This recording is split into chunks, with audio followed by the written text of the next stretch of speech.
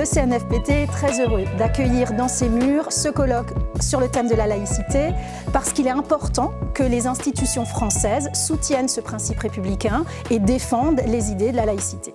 C'est une manière, comme vous l'indiquez, de faire le pas de côté, c'est-à-dire poser le temps de l'échange, le temps de frotter et de limer nos cerveaux, comme disait quelqu'un qui avait inspiré la laïcité, Michel de Montaigne, pour justement échanger. Je ne vois pas d'autre lieu que le CNFPT pour justement échanger avec les différents intervenants. Pourquoi suis-je ici, aujourd'hui, à la veille de l'anniversaire de la loi de 1905 ? Tout simplement parce que le thème retenu, qui est laïcité et pratique professionnelle, est tout trouvé au quotidien. Eh bien, on est amené à travailler sur des métiers, des pratiques professionnelles qui portent en elles deux sujets. À la fois le discernement et la déontologie. Et la laïcité, c'est le fil rouge qui permet, notamment dans la pratique professionnelle des uns et des autres, de bien vérifier que les principes de la loi sont respectés. Donc on a monté cette journée avec le conseil d'administration de l'ORIF, dont je fais partie, avec l'objectif de revenir 10 ans après sur une première réflexion collective sur la laïcité. On s'est dit, 10 ans plus tard, ça a quand même bien bougé. Il y a eu les attentats, il y a eu le Rassemblement national qui se positionne de plus en plus sur ces questions-là. Il est temps de faire un bilan et puis de se projeter un peu. Je vais quand même faire une prédiction, on va passer une très bonne journée ensemble. Voilà, je vais d'emblée dire ceci. Et en fait, de la plus belle des manières, celle qui consiste à mettre en regard, à confronter des expériences, des interrogations aussi, des actions, des projets, des doutes sans doute aussi. Il y a d'abord le fait de continuer une démarche. Je pense que ça, c'est un élément important, c'est-à-dire que c'est la première fois que nous abordons le sujet. Nous l'avons abordé il y a une dizaine d'années, au moment où des professionnels, des acteurs locaux s'interrogeaient sur la façon dont ils devaient faire face à des situations qu'ils rencontraient. Et aujourd'hui, comme depuis 10 ans, la situation a beaucoup évolué, tant du point de vue sociétal mais aussi législatif, on a voulu reprendre cet élément et globalement, j'imagine, en tout cas l'objectif, c'est de le poursuivre, soit très rapidement, en fonction de ce que nous diront les gens qui sont présents ici, ou éventuellement dans 10 ans de nouveau pour faire un point de situation. Les enjeux de cette journée, c'était de proposer un espace de ressourcement aux acteurs professionnels avec lesquels on travaille sur cette question sociétale qui peut soulever des débats très vifs. Et c'était vraiment de leur proposer une journée justement qui permette d'alterner à la fois des apports de connaissances très pointus avec effectivement les interventions de M. Weil et de M. Bobéro et en même temps de leur proposer aussi des actions de terrain. Qu'est-ce qui se fait sur le terrain pour travailler sur ces questions-là et de leur proposer des espaces de dialogue pour justement essayer de mieux comprendre et mieux s'approprier les enjeux de la laïcité aujourd'hui. Un père de famille girondais porte plainte contre Morisot, un instituteur laïque de la Côte d'Or, pour avoir tenu devant une classe mixte qui était considérée comme satanique à l'époque par le Vatican, les propos suivants. Ceux qui croient en Dieu sont des imbéciles, il ne faut pas se confesser auprès du curé, mais auprès de ceux à qui vous avez fait du tort. Le bon Dieu, c'est un porte-monnaie bien garni.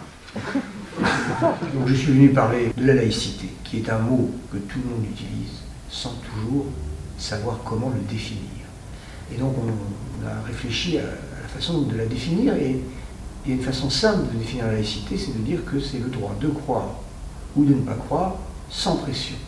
La liberté d'exercice du culte et la séparation des églises et de l'État sont protégées dans le cadre de la loi par des dispositions pénales. C'est ça que j'ai un peu expliqué. C'est parce que ces dispositions pénales, elles sont souvent ignorées, même par nos gouvernements. Ne pensez-vous pas qu'en fait, surtout il y a un procès autour d'une communauté. L'affaire est aussi politique, c'est-à-dire que la laïcité est devenue une espèce d'armure pour pouvoir réguler l'espace politique, les clivages politiques, etc. Voilà, est-ce qu'il n'y a pas, du côté des législateurs, déjà une non-compréhension de ce qui est réellement le principe de la laïcité? Vous avez dit, est-ce que c'est pas un calcul là, puis après, ils ne comprennent pas. En fait, c'est pas un calcul, c'est qu'en fait, ils ne comprennent pas. Parfois, ce qu'on croit être un complot, une stratégie, est le produit de l'ignorance. Et du coup, de l'ignorance camouflée dans de l'idéologie. Alors j'ai énormément appris avec l'intervention de M. Weil sur l'historique de la laïcité, parce qu'on en connaît quelques bribes. L'intervention de Patrick Weil, c'était très stimulant. J'ai trouvé assez génial que fin 2022, on applaudisse Clémenceau. Je l'ai trouvé riche en enseignements. J'avais lu un petit peu sur l'histoire et la mise en place de la laïcité en France. Donc j'ai trouvé ça extrêmement complet, extrêmement riche. J'avais craint qu'il ne reste que dans le passé, et puis il a su faire de façon très pertinente les liens avec l'actualité. Je trouve que les rappels historiques sont importants pour comprendre et se situer actuellement sur cette thématique-là. En fait, ça me donne la concrétisation de me dire que tout est possible. Que la laïcité est là aussi pour un mieux vivre ensemble au quotidien, et que ça peut être simple et facile. Ça apporte un socle conceptuel dont les acteurs ont besoin. Religion, où ça s'arrête, où ça commence, jusqu'à quel point l'État est-il objectif? L'atelier consistait à un petit peu donner notre ressenti et de faire comprendre les enjeux de la laïcité au sein de nos pratiques professionnelles, donc très distinctes les uns des autres. Les ateliers ont vraiment été riches, c'est pas toujours le cas, mais là il y avait une diversité de participants qui ont amené chacun leurs problématiques, leurs solutions, leurs conceptions, on a pu dialoguer. Mettre la focale sur les pratiques professionnelles, c'était aussi montrer la diversité des démarches qui sont engagées autour de la laïcité, dont on met souvent plutôt sur la dimension sociétale problématique, etc. Et pour montrer qu'il y a des acteurs au quotidien qui travaillent sur ce sujet pour en faire un espace de travail, de réflexion et d'action pour l'avenir. L'accompagnement scolaire des mamans voilées, la façon dont on fait manger des enfants dans une cantine, à l'école, voilà, c'est toutes sortes de questions. Tout ce que j'entends, c'est qu'effectivement l'ensemble de ces expériences qui ont été présentées ce matin ne donnent pas des solutions. Parce qu'effectivement, la solution est toujours singulière, enfin, dans la situation dans laquelle on se trouve, mais elle donne un cadre, elle donne des méthodes de travail, voilà. J'avoue que moi, j'ai trouvé que les échanges ont été extrêmement riches. Je pense que les apports de connaissances qu'on a eus ont vraiment permis justement de prendre le recul qu'on voulait et en même temps justement de voir comment ça se tramait, qu'est-ce qui se passait au quotidien et comment est-ce qu'on peut s'en saisir en tant qu'acteur de terrain. La question de la laïcité, en fait, elle ne laisse pas insensible. Elle est toujours présente, elle est omniprésente, et bien la comprendre, bien l'enseigner et se l'approprier est essentiel. La République est laïque, c'est ce que dit la Constitution en 1946, en 1958, et donc, sauf à contredire la Constitution et à pas être d'accord et à vouloir la changer, on est tous laïcs. Mais laïque, c'est aussi, tout à l'heure ce que j'ai parlé d'association laïque face au système d'emprise catholique, j'ai parlé du camp laïque qui a été défait en 1984 face aux partisans d'écoles privées catholiques, etc. Et là, laïque, ça veut dire des gens qui sont militants de la laïcité et qui ont certaines convictions propres. Mais vous voyez, la laïcité désigne à la fois le tout et la partie, et on ne sait jamais, quand on parle de laïcité, si on est dans le tout ou si on est dans la partie. Et il faut, à mon avis, bien distinguer, bien clarifier les choses. Quand on parle de laïcité, souvent on ne parle pas de liberté de conscience. Il faut recentrer la laïcité sur la liberté de conscience.